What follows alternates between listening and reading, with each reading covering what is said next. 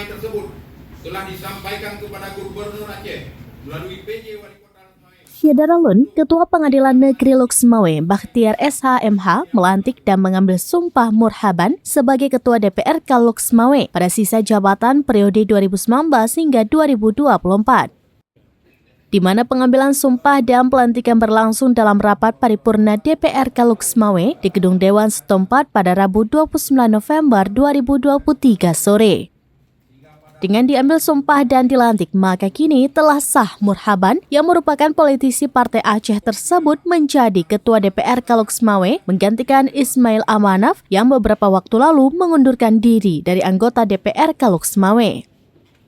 Murhaban yang kerap disapa Kecik Syekh dalam sambutannya mengucapkan rasa syukur atas jabatan baru ini.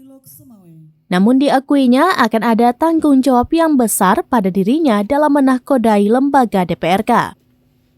Di samping itu juga diharapkan kepada pihak eksekutif, akademisi, dan berbagai pihak lainnya di Lux Mawé dapat bersinergi dan bahu-membahu untuk terus membangun kota Lux Mawé.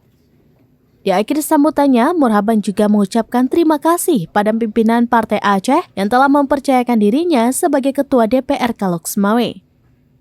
Sementara itu, PJ Wali Kota Lux Mawé, Dr. Imran, awalnya mengucapkan selamat pada Murhaban atas jabatan barunya, serta mengharapkan agar terus bersinergi, komunikasi yang baik dapat menjalankan tugas masing-masing untuk mencapai visi misi pembangunan kota Lux Mawé.